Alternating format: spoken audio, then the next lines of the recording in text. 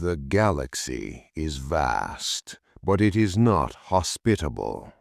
Most sentient life evolves on what the Galactic Hegemony calls garden worlds, planets with stable tectonic plates, predictable seasons, and a predator-prey balance that favors intelligence over brute strength. These are worlds of soft winds, gentle gravity, and liquid water that doesn't try to poison you. And then there are the death worlds. In the star charts of the hegemony, deep within the outer rim, there exists a planet known as Khor-Vahal. It is marked with a crimson skull, a universal warning that reads, "Do not land." Khor-Vahal is a nightmare of physics. Its gravity is 4 times the galactic standard, enough to snap the chitinous legs of a Krell warrior or collapse the lungs of a delicate Valari. Its atmosphere is a toxic soup of sulfuric ash and localized lightning storms that can vaporize a shuttle in mid-air. The surface is a jagged landscape of obsidian glass and rivers of molten lead. But Khor-Vahal holds a secret that the galaxy craves: star core crystals. These are the only minerals capable of powering intergalactic warp drives. To the hegemony, Khor-Vahal was the ultimate prize. To the rest of the galaxy, it was known simply as the Iron Grave. For 3 centuries, the hegemony sent their best. They sent automated mining drones. The magnetic storms fried their circuits within hours. They sent the Krell heavy infantry in reinforced exoskeletons.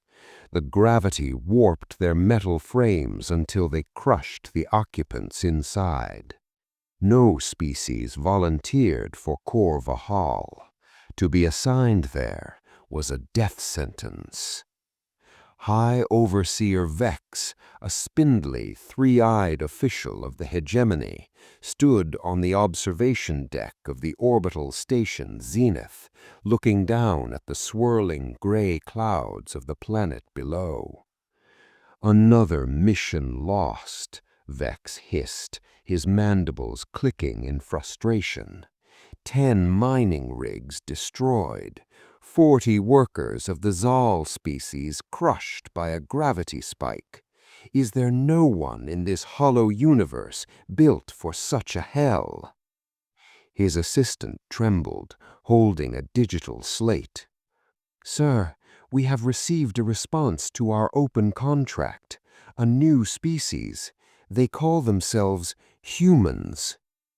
Vex tilted his head, his middle eye focusing on the slate. "Humans? From the 3rd planet of that yellow sun? I've seen their files. They have no natural armor, no claws, no psychic resistance. They are soft, carbon-based bipeds who require 8 hours of sleep just to function. Why would they volunteer for the Iron Grave?" "They didn't just volunteer, sir," the assistant replied. "They sent a message along with their bid. It simply said, 'Sounds like a Tuesday. Send the transport.'" Vex expected a fleet of high-tech ships. He expected the humans to arrive with the same arrogance and polished silver hulls as the other great races. Instead, the human ship that exited warp looked like a collection of rusty shipping containers welded together and strapped to a massive nuclear engine. It was called the Hard Bargain. It didn't dock with the station gracefully. It slammed into the magnetic clamps with a thud that shook the entire observation deck. The airlock hissed open, and out stepped the first human Vex had ever seen in the flesh. He wasn't wearing an armored environmental suit. He was wearing heavy denim trousers, reinforced boots, and a simple pressurized vest. He was sweating, and he was carrying a metal lunchbox.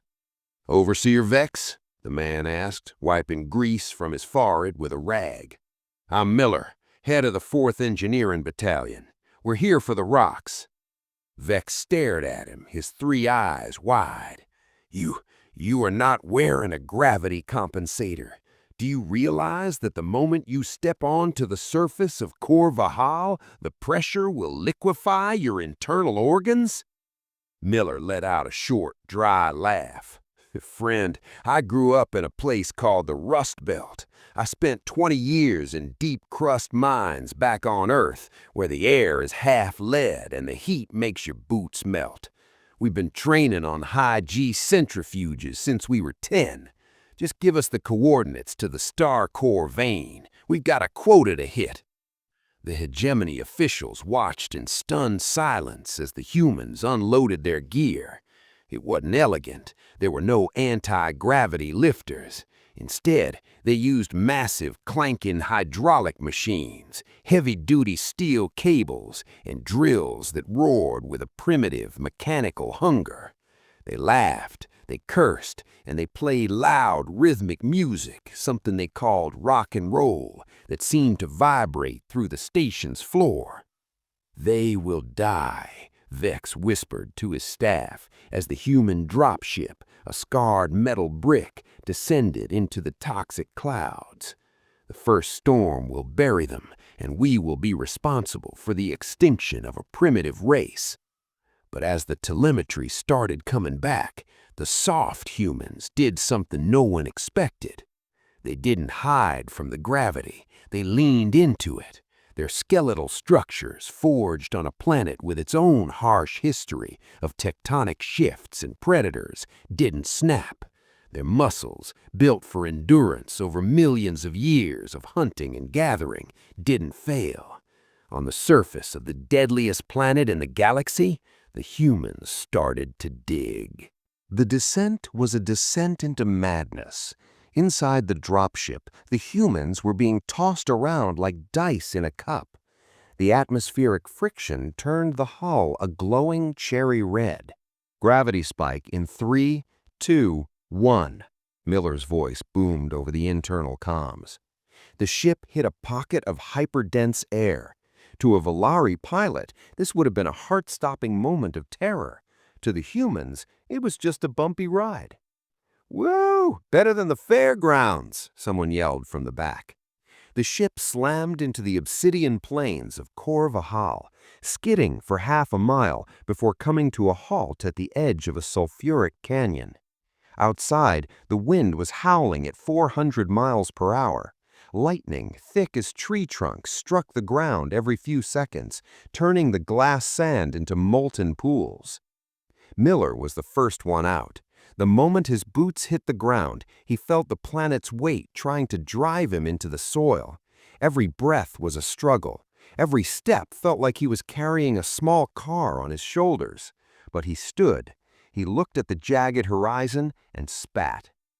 "All right, boys and girls," Miller signaled. "It's heavy, it's hot, and it smells like a landfill. Welcome to the office. Let's get to work." For 3 weeks, the humans worked. They built a base out of reinforced steel and sheer stubbornness. While the hegemony officials watched from the safety of orbit, the humans were down in the trenches. They fought off glass crawlers, predatory organisms made of living silicon that had shredded previous mining teams. The humans didn't use plasma cannons, they used industrial welding torches and heavy wrenches. But Khor-Vahal had one final defense: the static screamer. It was a localized electromagnetic storm that occurred once every 50 years. It didn't just bring wind, it brought a psychic and electronic resonance that fried any advanced circuitry and sent most sentient beings into a state of catatonic shock. The sky turned a bruised, angry purple. The sensors on the zenith station went dark. "Loss of signal," the assistant reported to Vex. "The storm is a Class 7. Nothing can survive the screamer. The humans, they are gone." Vex felt a pang of something he hadn't felt in centuries: guilt. He had sent these strange, loud creatures to their deaths for a handful of crystals. But down on the surface, the humans weren't catatonic. They were human. When the static screamer hit, the entire atmosphere of the gorge changed. It wasn't just air, it was a body. The lightning bolt was so intense it was felt not in the ears but in the bones.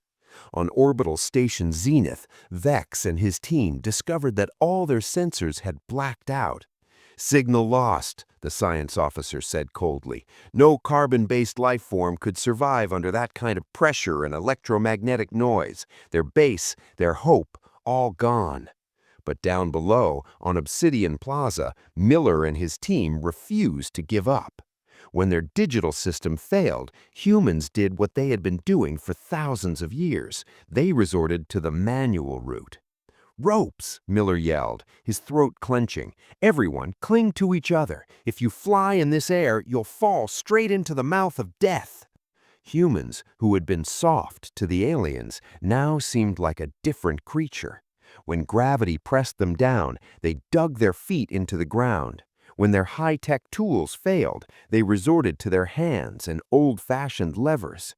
The storm's center was moving toward their main drill. If the drill's pressure wasn't released with a manual valve, the entire canyon would explode like a nuclear bomb. "I'm going!" Miller yelled. Sarah grabbed his hand, terror in her eyes. "Miller, you're dead. Without an exoskeleton, you can't even move 10 steps in that gravity and lightning." Miller tightened his old worn tool belt and said with a smile, "Just watch, kid." Miller moved toward the drill. Each step felt like a mountain being lifted. The lightning struck so close to him that the outer layer of his suit was burning. But Miller didn't stop. When his legs gave out, he began to crawl. His nails scraped the ground like glass. His breath was gasping, but there was a fire inside him, a stubbornness that only exists in those born on the planet of death. The aliens on the station suddenly noticed a small signal, a manual beacon that was still burning. "Whoa, it's still moving?" Vex's eyes widened in surprise. "He's crawling towards death. Why? He's just a worker. He shouldn't be killed." But Miller reached for the manual lever and grabbed it. The lever was jammed. Miller put his whole being into it. He thought of his home, his land, and his people. With one last gasp, he turned the lever. Hiss! The drill's pressure was released. The white steam dissipated the storm's electricity. The storm began to cool. Miller collapsed to the ground. His suit was empty. His bones were breaking, but he had done it. When the dust settled and the sky cleared, a rescue shuttle descended from Zenith Station. Vex himself was aboard. He'd thought he was just going to pick up corpses. But when he entered the camp, the sight made his mandibles tremble. The men weren't dead. They were pulling someone else out of the rubble. They were giving someone else water. And most shocking of all, they were laughing. Miller, who was injured and lying on a stretcher, was humming an old song. Vex walked over to Miller and bowed. "You guys, what are you? We sent bees before you. Everyone had better technology. Everyone was in better armor. Yet how did you survive?"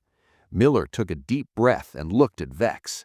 "Technology is great, boss, but when technology fails, only one thing helps: grit. Our Earth has taught us that when a planet attacks you, you attack back. We are Death Worlders. We don't die until our job is done." Vex looked up. The terrifying sky of the Khor-Vahal no longer seemed so terrifying to him. He realized that humans were great, not because they had big ships, but because no gravity could crush their spirit. The hegemony passed a new law that day. Humans would no longer be considered primitive. They were given the status of galactic guardians.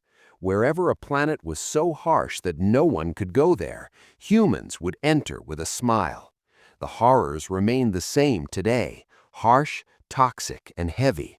But now it's not the flag of hegemony that flies there, but the symbol of humanity. Aliens still look at us with amazement. They can't understand how a creature can find hope even in such hardship. They can't understand how we can joke even while facing death. But after that day, the galaxy accepted one thing. If death is the way, and no one wants to go there, then there is only one species that will say, "Make way, we have to finish the job." And for the first time, the galaxy understood what it truly meant to be human. If this story moved you, subscribe for more human stories from the stars. Together, we will continue to explore the heights of the human spirit.